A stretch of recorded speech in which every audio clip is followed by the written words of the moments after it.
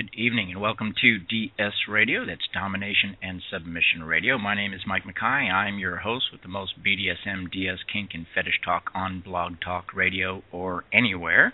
And we are talking tonight about the differences between BDSM and DS. Now, if you have read my book, you probably know the answer to this question already, but we're going to talk about it nevertheless, and I think I'm going to invite you to call in and tell us what you think. Not everyone agrees with me. If you'd like to call in and give us your opinion or ask a question or just rant a little bit, then the number to call in is 347-857-1862. Write that number down. You're going to call me. Number is 347-857-1862. And I don't know if we're going to have my co-host Little Red on the show this evening. I've not seen her, so we'll see. If she comes bounding into the virtual studio, pinging off the walls from Starbucks coffee, then you'll know it. All right, so we have some announcements to make before we dive right into the topic of tonight's show. I want to apologize for the last couple of episodes not airing live on Blog Talk Radio. I've been fighting a horrible cough for the last couple of months, and I've just now gotten to the point where I can get 2 or 3 sentences out without coughing up a lung. So just bear with me. If you see a little bit of a pause in my speech, I'm probably struggling to get my gag reflex and coughing under control. So just bear with me tonight. So let me tell you some of the announcements that I have for you. We have just released the BDSM Coloring Book, an activity book for kinksters with crayons. It is available now in paperback form on Amazon.com. It will not become available in Kindle or any other ebook form for the simple reason that you can't color a Kindle. But what people can do is pirate the electronic versions of the book and then print off their own, and I really am getting a little tired of all those pirates out there, so it's going to stay in paperback format only for this foreseeable future. So get it in paperback at Amazon.com. There are links at my website, which, by the way, is Domination-Submission.com. Domination-Submission.com. There should be links there to all of my books. I am, by the way, the author of Domination Submission, the BDSM Relationship Handbook, available both in paperback and in Kindle. And I'm the author of the BDSM Coloring Book, which is available only in paperback. So check those out. Within a few weeks, I should be releasing another book called The Warrior Princess Submissive. That will be in paperback and in Kindle format, so I hope you're looking forward to that. Okay, so let's see. What other great announcements do I have for you?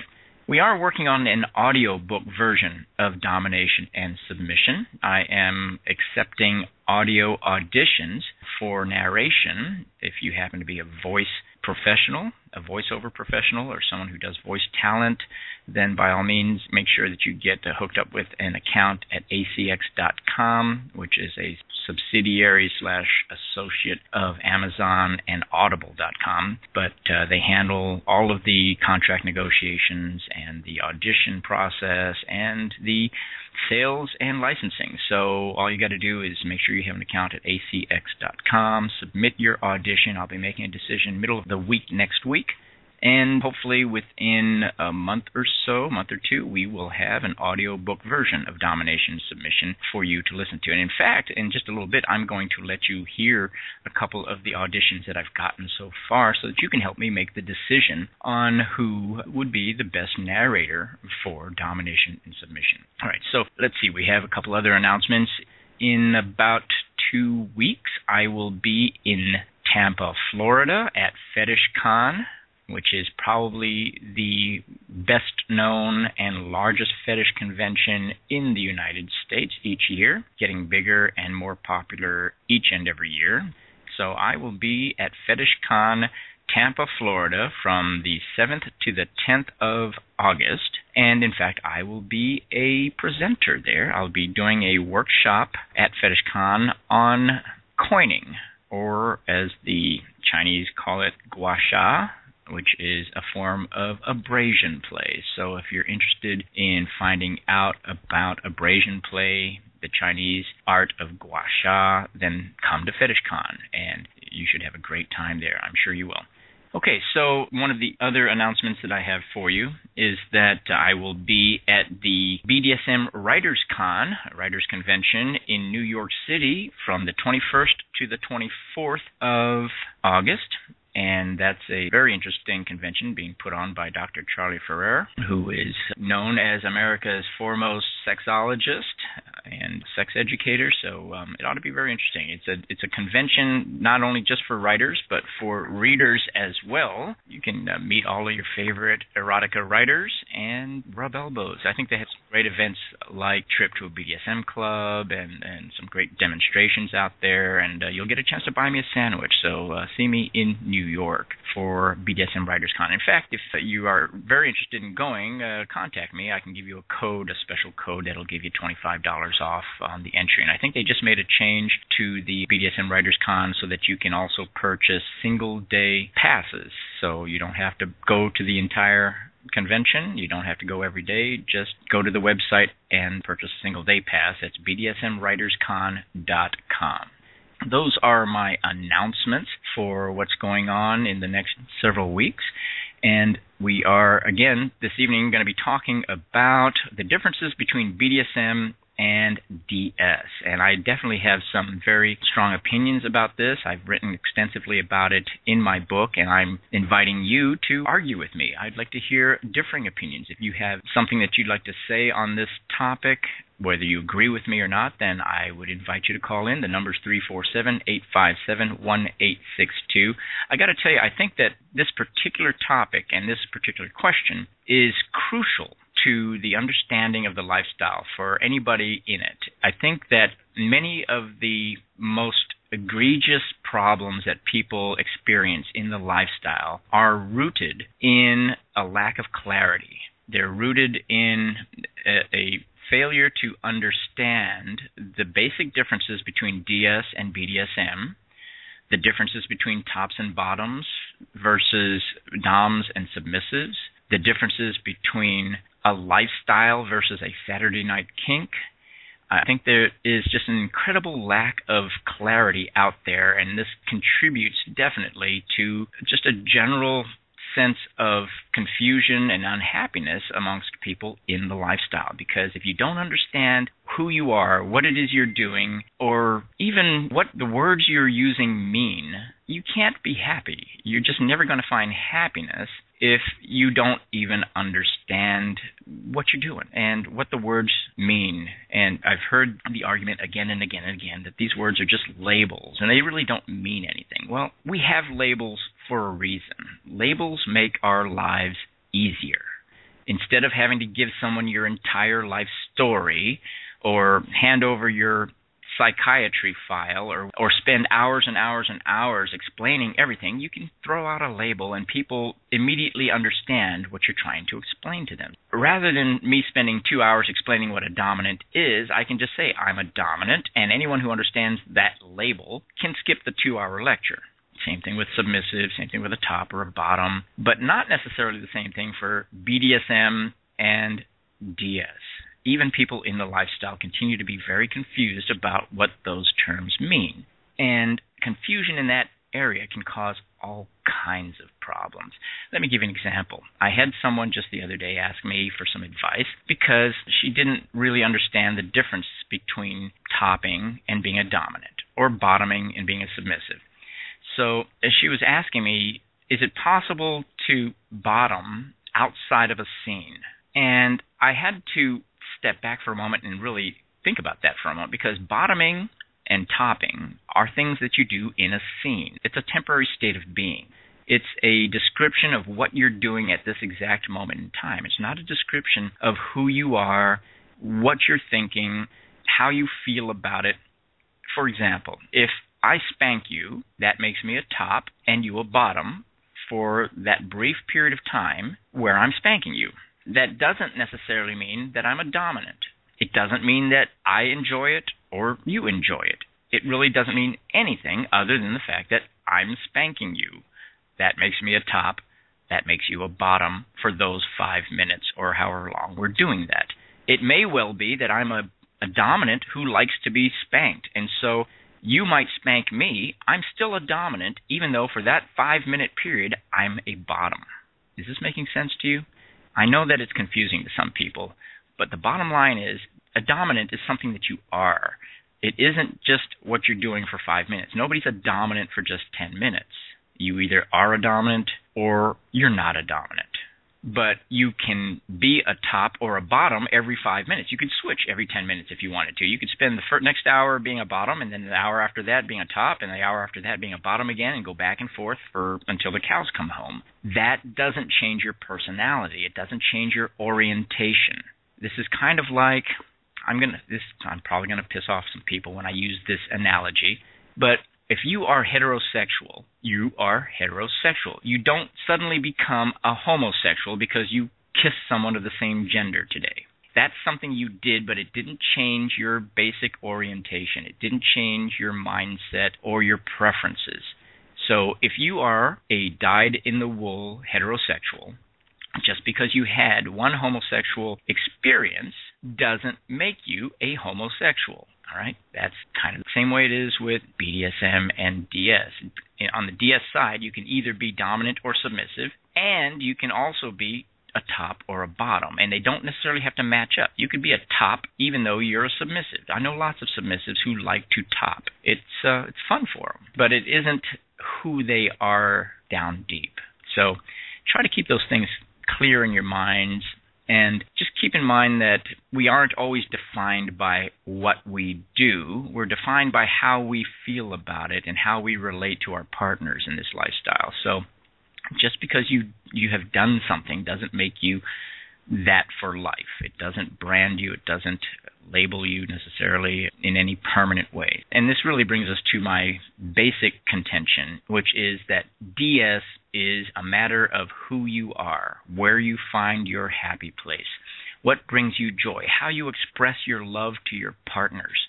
It's a function of the dynamic, the relationship dynamic between you and your partner. It's a lot like dancing. Let's think about ballroom dancing. You might think you are the best ballroom dancer in the universe, but you'll never really know until you actually dance with a partner. And your dancing ability depends on that partner. Even if you are a great dancer, if you get a really crappy dancer as a partner, you're going to look bad. All right, so what you are in this lifestyle really cannot exist in a vacuum. You've got to do it with somebody for the most part, unless you're just really into self-bondage or something. So you have to kind of learn to separate who you are and what you do. You might be a dominant, but you might also like a little bit of pain. You might enjoy getting a spanking now and then. Maybe you're a masochist and you like pain. It doesn't necessarily change who you are as a dominant. It just changes what you're doing for that 10 minutes. All right, so who you are is different from what you're doing. Just because you had a one-night stand with a member of the same sex doesn't automatically make you a homosexual. You might very committedly be heterosexual. So be able to separate what you've done, what you do, with who you are. There are a lot of people out there who do things for their partners that they don't necessarily enjoy, and not necessarily just sexually, but there are a lot of people who do things for their partners that they don't enjoy. Just because you do those things doesn't mean that you should be defined by those actions. So, again, learn to separate who you are, where you find your happy place, how you express your love. Separate that from what you did on Saturday night, or what you're going to be doing for the next 10 minutes, or what you do just to make somebody else happy, even though it doesn't necessarily make you happy. Separate those things in your mind, and you will experience far fewer problems in this lifestyle than many other people out there. It's really sad, because there are people who are good at certain things, very good at certain things, and they believe that because they're good at it, that defines them.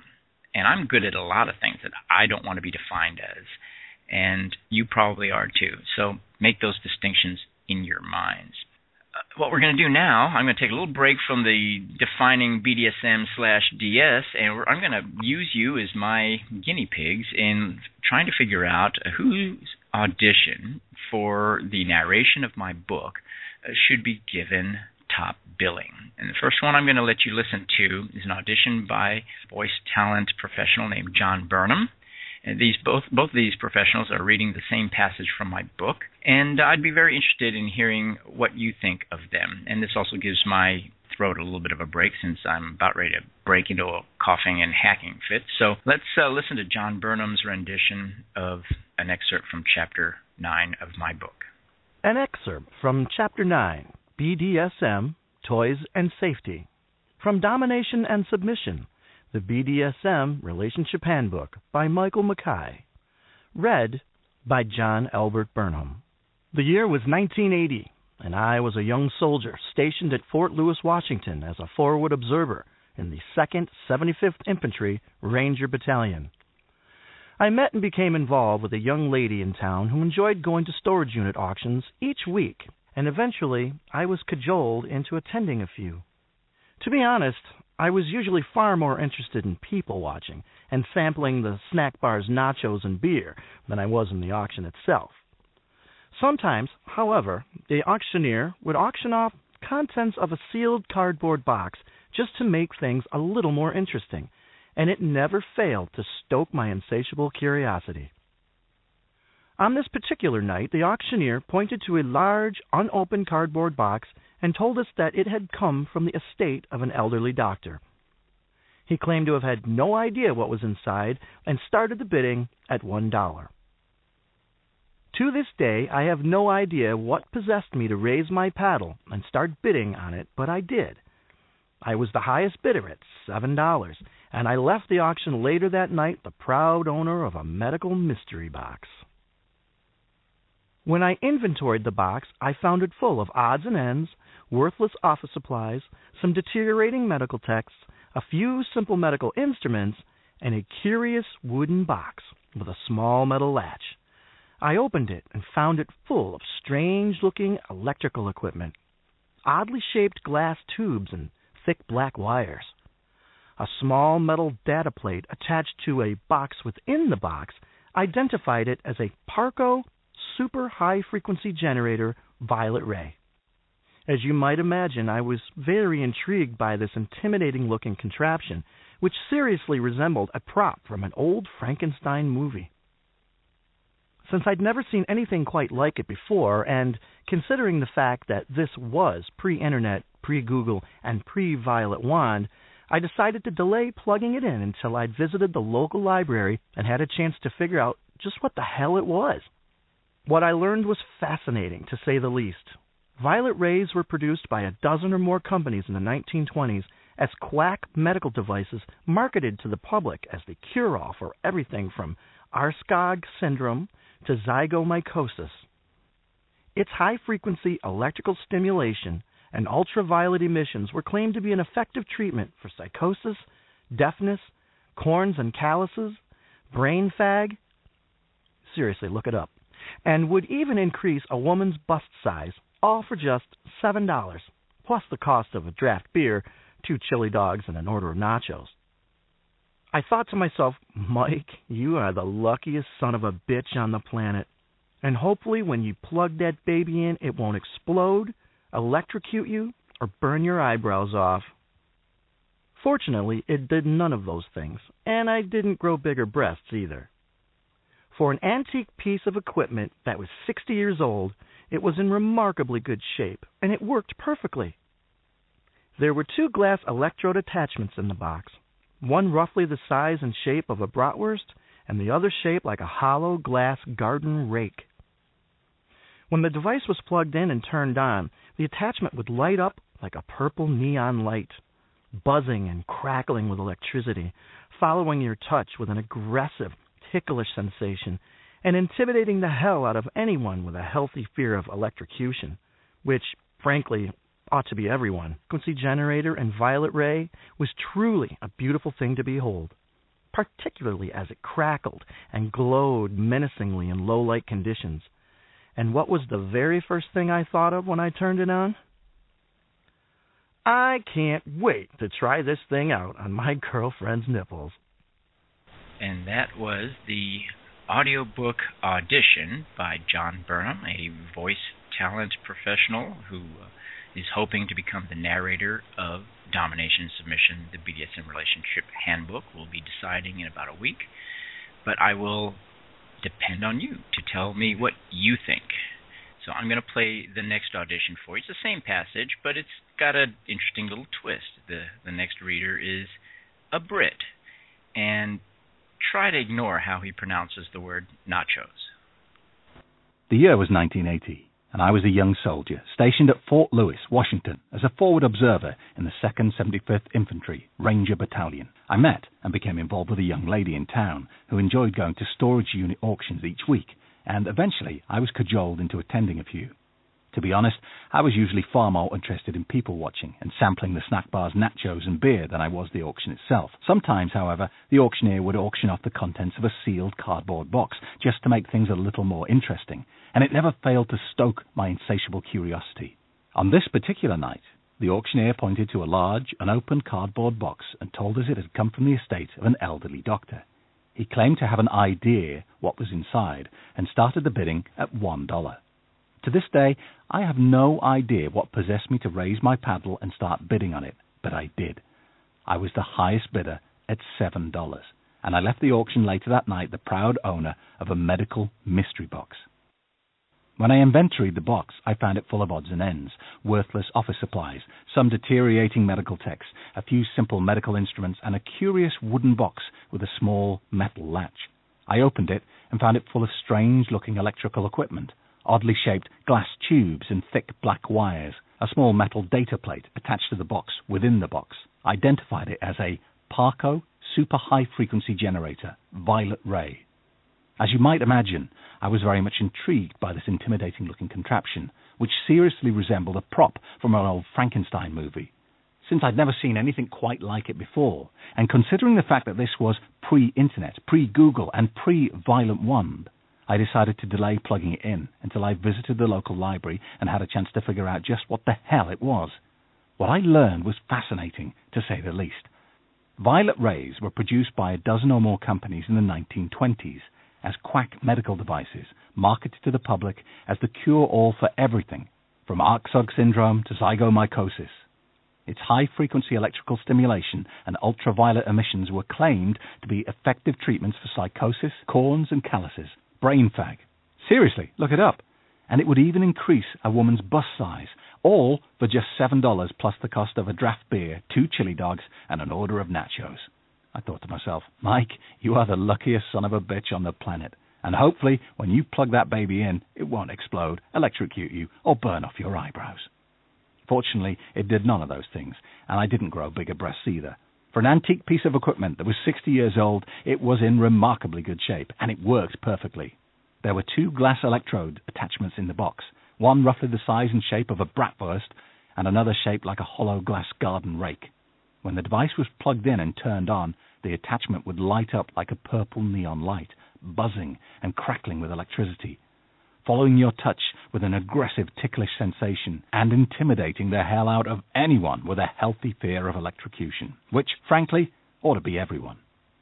My Parco super high-frequency generator and violet ray was truly a beautiful thing to behold, particularly as it crackled and glowed menacingly in low-light conditions. And what was the very first thing I thought of when I turned it on? I can't wait to try this thing up my girlfriend's nipples. And there we go. Those are the 2 leading contenders for narration of my book, Domination and Submission, the BDSM Relationship Handbook. Hopefully the audio version will be released within about 6 weeks. So we shall see. Y'all are welcome to vote or let me know what you think about the relative merits of each of the narrators. Do that by either messaging me in social media or sending me an email or just telling me face-to-face if you're one of the people that I come into contact on a daily basis with.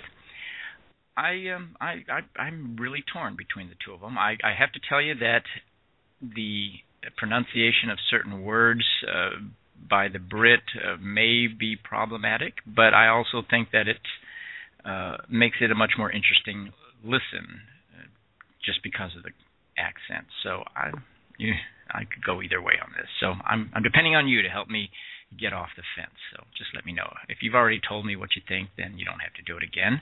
I know I've gotten some feedback from quite a few people, having posted the links in social media already.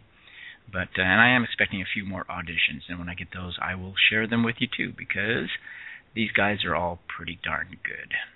If you are interested in submitting an audition, you can do that. You just have to have an account at acx.com and some pretty decent audio equipment in order to submit an audition that meets their standards. So check it out if you're interested, and contact me. Best way to contact me, if you have not been in touch with me before, is to go to domination-submission.com and use the contact form on that website, which will put your message right into my inbox, where I will probably ignore it for 2 days before I get to it, because I'm really riddled with ADD. All right, so that's kind of where we're at right now. We've listened to a couple auditions. I've told you a little bit about what I think when it comes to the differences between BDSM and DS. I would love to hear what you think. If you have an opinion on this, then call in and tell us what you think. The number is 347-857-1862. Again, 347-857-1862. You're listening to DS Radio. My name is Mike Makai, and we will be back in about a minute and a half.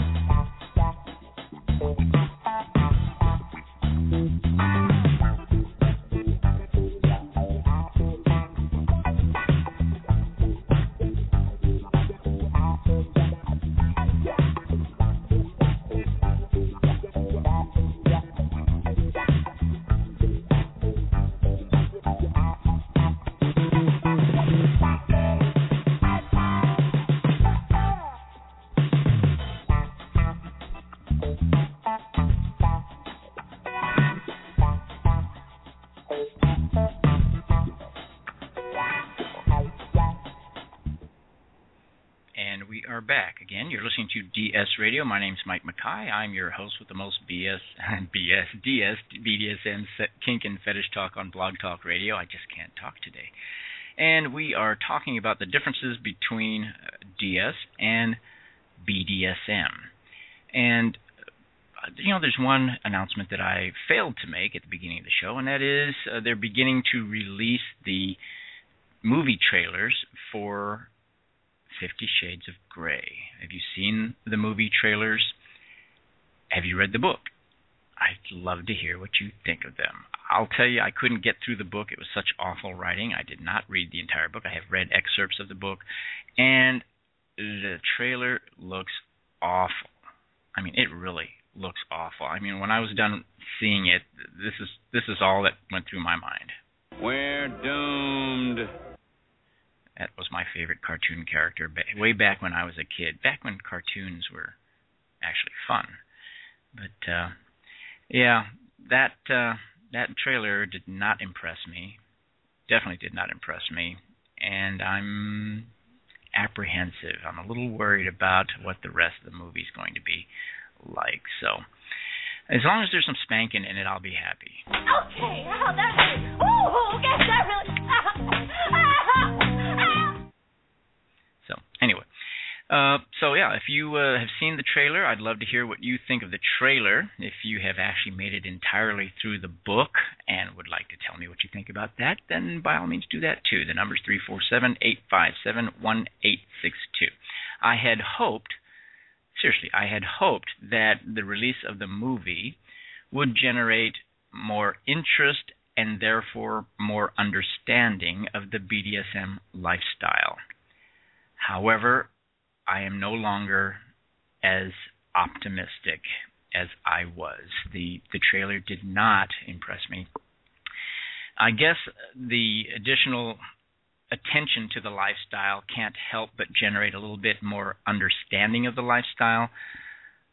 But by the same token, I think it will also generate a lot more misunderstanding of the lifestyle. So I think we're going to have to take the good with the bad. There are going to be more people who look a little deeper, but there are also going to be a hell of a lot more people who take a shallow interest in our lifestyle, and I don't think that's going to be a good thing. It might be a good thing for my book sales, but I'm not such a mercenary as to think that just because something's good for my book sales, that it's a good thing for the lifestyle. So I'd be interested in hearing what you think. And when that movie comes out, maybe we need to have a show entirely about the movie to see if they, I can't even say did the book justice, because the book doesn't do the book justice. But hey. Let's hear what you have to say. The number is 347-857-1862 if you have something to say about that. Okay, so we've been talking about the differences between BDSM and DS. And as I've said, I have some really, really strong opinions about this. I do believe that you can have a lot of overlap between BDSM and DS. And in fact, most people want a lot of overlap. There are... And I happen to be one of those people. There are a lot of people who kind of want to have a loving, committed DS relationship between a dominant and a submissive, and they also want the kink. They want the Saturday night dungeon play. They want the bedroom activities. They want the whips and chains and floggers and nipple clamps and whatever the hell else you want to play with. They want all of it, okay? That probably describes the great majority of people in the lifestyle. They want an integration, a very extensive integration of their DS relationship and their BDSM activities. And that's probably the easiest way to keep it straight in your head. DS relationship, BDSM activities. Okay? So now, can you have one without the other? Absolutely you can. Think about those 1950s households, Father Knows Best, Betty Crocker. Those households were classic DS relationship templates. You had the husband who was the king of his castle. When on Leave It to Beaver, when Beaver got in trouble, the mother just said, well, you wait till your father gets home. He was the one who made the rules, who dispensed justice, who applied discipline. He was the one who made all of the significant decisions in the household. That doesn't mean mom wasn't important. She had her role too.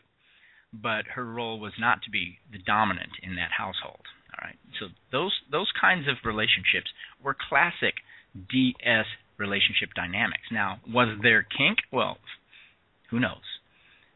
First of all, those were pretty much fictional situation comedies and that sort of thing. But, let's assume for a moment, and that's a big assumption, that they were a reflection of our popular culture and the way households really were back in those days, at least in some sense.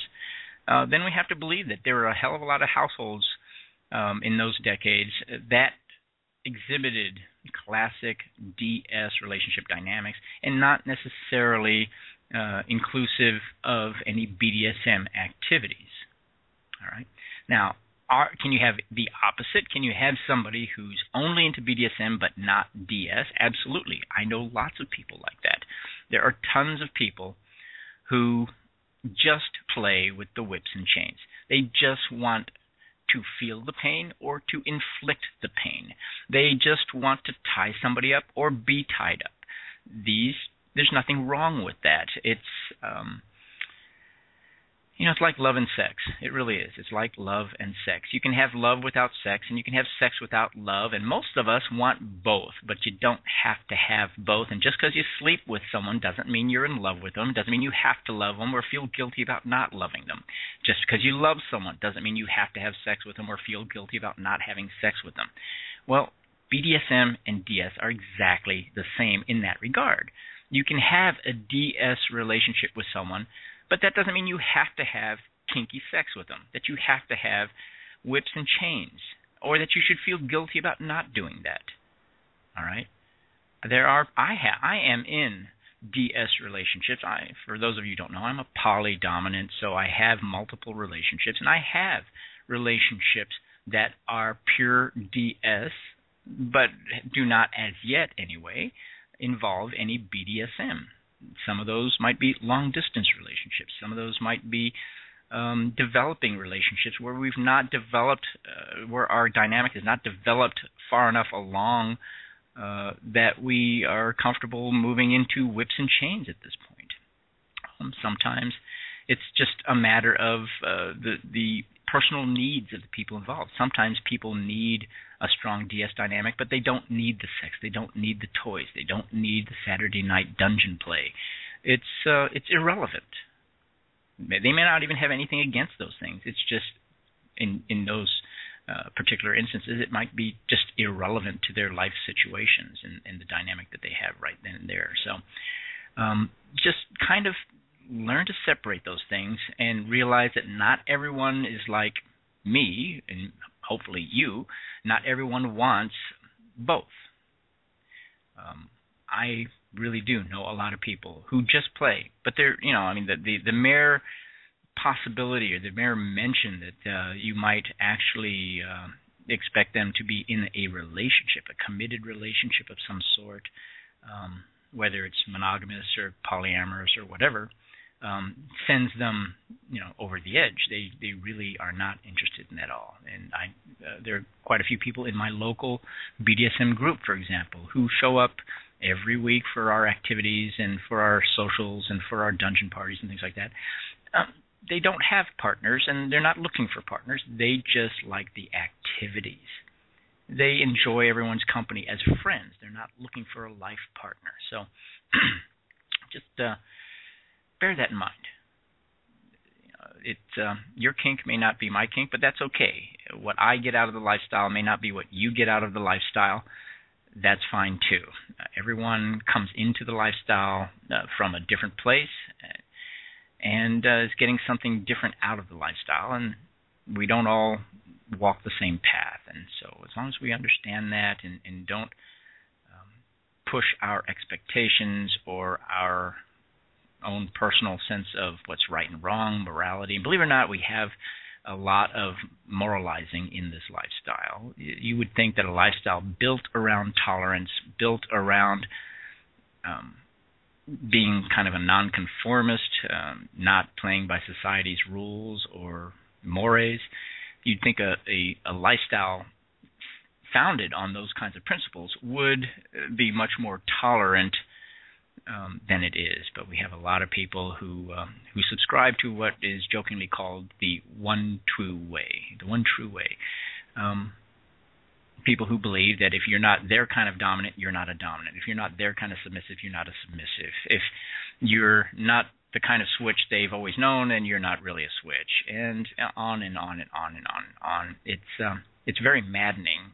And it's also very damaging when you see people out there in social media and sometimes in real life situations where they are literally engaging in a war of accusing everybody else to be phonies because that nobody conforms to their view of what is the right way to do things. So do try to exercise a little bit of tolerance and realize that whatever floats your boat may not even appeal to my nautical needs at all. So tolerance, it's a good thing. That doesn't necessarily mean that everything's okay. All right, there's a difference between tolerating different points of view and tolerating different kinks. There's a difference between that and condoning behavior that is outright criminal or flat out exploitative, abusive, or just, by most people's standards, just flat out wrong. I believe everyone has a right to their own kink and their own way of finding their little happy place in this lifestyle, but that doesn't necessarily mean that you can destroy others in the process, that you can harm others in the process, or ruin their reputations for that matter. Every day I see people on Facebook, for example, accusing dominants of being phony dominants because they didn't meet their needs. So the definition of a dominant in some of these people's perspective is a person who will meet her needs. And so when he doesn't meet her needs, suddenly he's a phony dominant, or suddenly he's an exploitative dominant, or he is an abuser, or whatever the case may be. And that's not necessarily the case. So you have to be really, really careful about believing some of the charges that are thrown around about people. And I have to tell you, I've been on the receiving end of those kinds of things. Because I told someone to go take a flying leap into a lake, suddenly I'm a phony. Or because I ignored somebody and they went out and hurt themselves, suddenly I am an abusive person. Or because I didn't give somebody what they wanted, and sometimes what they want is to top from the bottom. Sometimes they want to manipulate that dominant into giving them what they want, and when they don't get what they want, suddenly they're out there blacklisting that dominant someplace. So it's one of my pet peeves. It's more than a pet peeve. I think it's a great tragedy that social media gives people the ability to do those sorts of things and blacklist people and ruin people's reputations and sometimes their lives, because sometimes they go so far as to try to track people down, expose them at work or to their families or to their friends, and it can get really ugly out there. So just be really careful. I guess we've gone off on a tangent here. We were talking about the differences between BDSM and DS. We're talking about, at least I am saying that BDSM is something that you do. It's an activity. In fact, I often use the word BDSM and activities together so that it reinforces, not only in my mind but in other people's minds, that BDSM is what you do. You don't even have to enjoy it. You can do BDSM without necessarily enjoying it. It's like you can have sex without enjoying it, right? But love, it's kind of hard to say you can love someone without enjoying it. Love is where you find your joy, as is a DS dynamic. A DS relationship dynamic is where you find your happy place. It's what brings pure joy into your heart. It's how you express your love for your partner. It's that tango that you do, you and your dance partner out there on the dance floor. It's that synergy, that energy that is generated when you're out there just dancing up a storm and you're good at it together. That's the dynamic. The dynamic isn't whether or not you know how to dance or whether or not he knows how to dance. The dynamic is whether the two of you can dance well together. And your DS dynamic is no different. It isn't whether you think you're a sub or whether he thinks he's a dom or vice versa. The question is, how good does it work between you? And does it bring you both joy? Do you find your happy place there? That's what's important. That's what defines you. And even if everyone in the world thinks you're a dominant, if your partner thinks you're a sub and you think you're a sub, and that dynamic between you reinforces the idea that you're a sub, guess what? You are a sub. Doesn't matter if you're dominant at the daycare center where you work. Doesn't matter if you're a dominant at the supermarket when you're shoving people out of the way to get in line to pay for your stuff. Doesn't matter whether you're dominant in the parking lot or in the freeway or at the gym. It doesn't matter. It just doesn't matter. The only thing that matters is where you find your happiness, where you find that joy in expressing your love for your partner in a relationship dynamic. And, I even tell people that the relationship has to be a real relationship. It isn't somebody you just met tonight on a Thursday night dungeon party downtown. You just met this guy or this girl tonight, and yeah, it brings you joy. You're having a lot of fun. You are just totally stoked and excited, and it does bring you a lot of joy, but it's not a relationship. No more than a one-night stand sexually is a relationship. Now, can it lead to one? Absolutely. But it isn't a relationship by the mere fact that you spent the night with somebody, or that you met somebody at a dungeon and enjoyed flogging the crap out of them or something. That does not a relationship make. So, again, BDSM activities, DS relationship dynamics. It takes two to tango in both of those, but it's a different kind of tango. All right? Your relationship dynamic may not even be sexual. It may not have anything to do with kink. Have you ever met somebody and you immediately felt dominant towards that person or submissive to that person?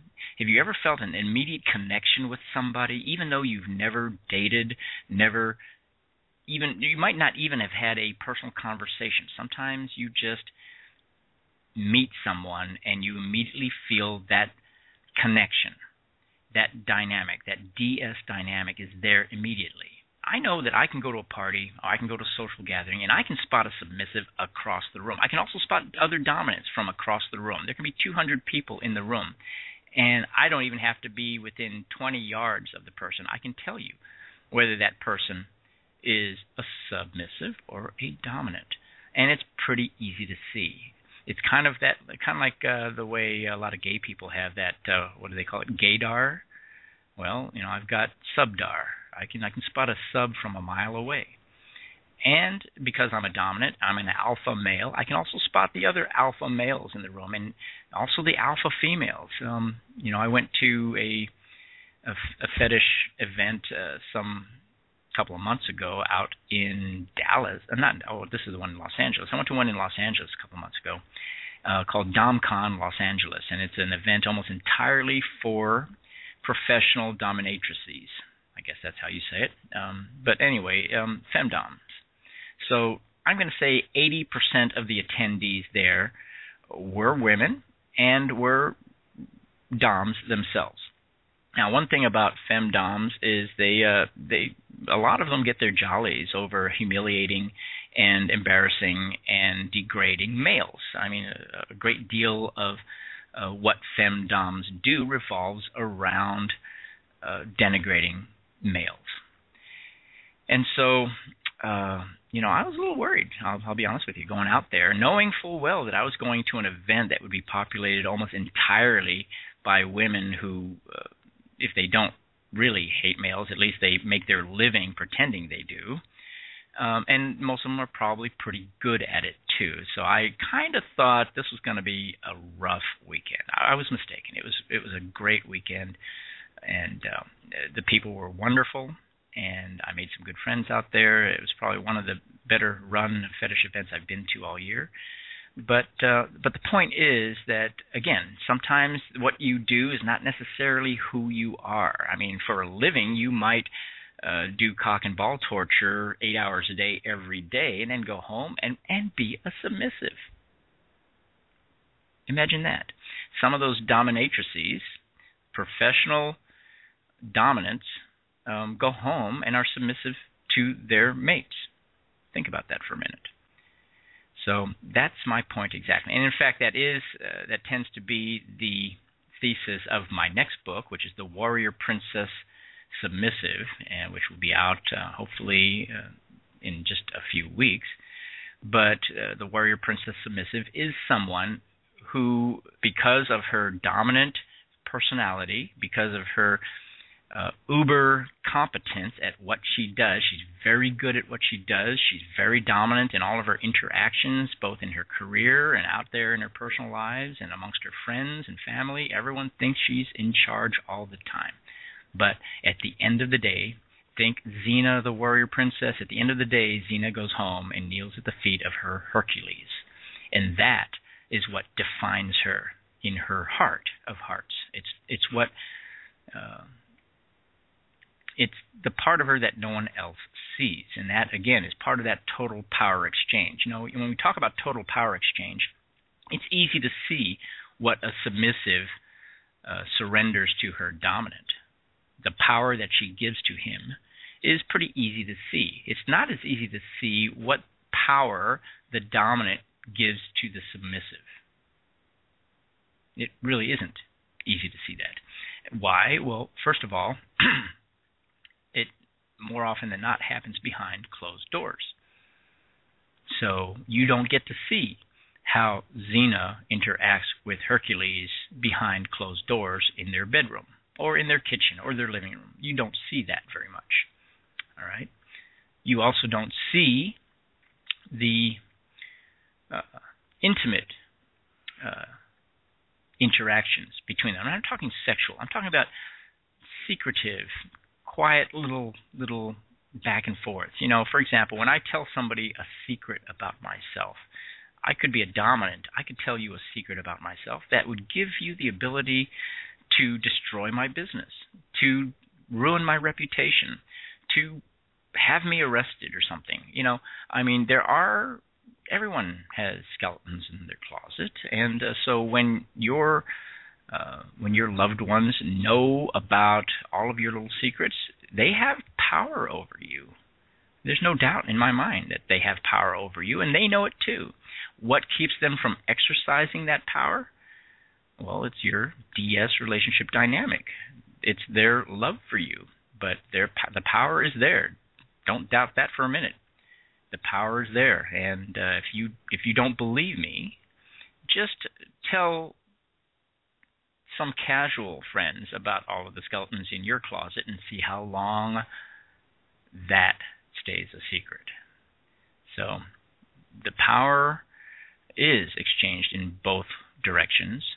A submissive is also often given the power to speak with the authority of her dominant, sometimes given the power to perform tasks and perform things that she would never do on her own. Sometimes she's empowered to grow as a submissive or grow as a person. There's just so many different ways that a submissive is empowered, just as much as a dominant is given power in these relationships. So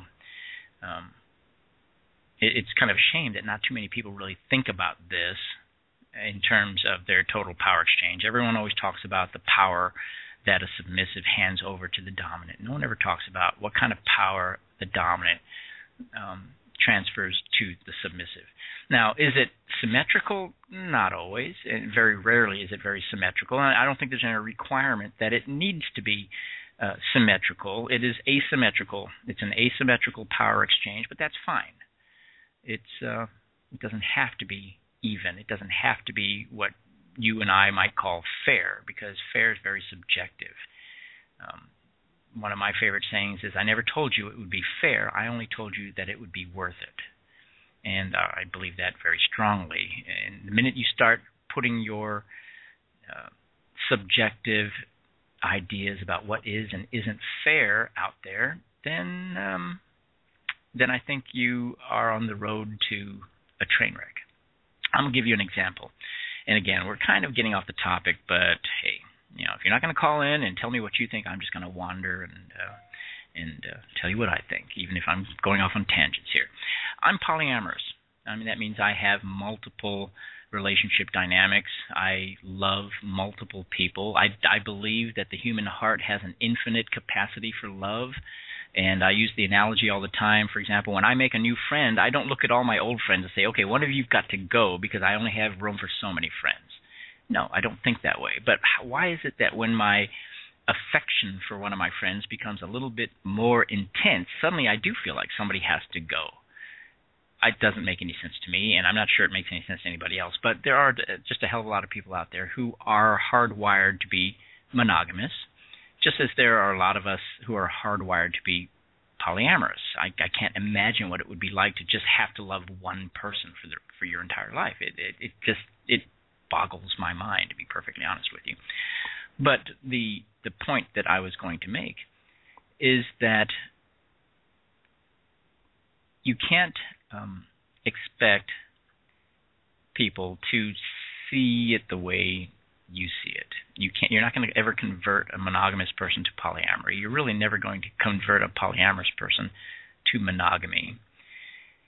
And there's a lot of pain and a lot of strife that results when you try to do that. Now, yeah, if you think someone is in their heart and soul poly, but just haven't learned some of the coping skills, or just haven't learned some of the communication skills that would make that go easier, that's one thing. But you're just not going to convince anybody that who is monogamous polyamory is fair. I get asked this question all the time when I talk about polyamory. They say, well, Mike, you have multiple, female partners. Do all of your female partners, are they able to have multiple male partners as well? And it sounds like a fair question until you realize that a good number of my female partners are monogamous. They are monogamous people in love with a polyamorous man. They don't want multiple partners. At least some of them don't. So, again, there's that, here's an outside person who's on the outside looking in going, well, it's only fair that she should be able to have multiple male partners if you can have multiple female partners. Well, how is that fair if she doesn't want them? Okay? So fairness is very subjective. It's very unfair in the way it's applied, and that's the only point I'm going to make about that. All right, well, we are at the end of our show this evening. I've wandered a bit. I have to ask you to forgive me. I'm riddled with ADD, but sometimes it makes for an interesting conversation. You've been listening to Domination and Submission Radio. My name is Mike Makai, the author of Domination Submission, the BDSM Relationship Handbook. Thanks for listening. We'll talk to you next week.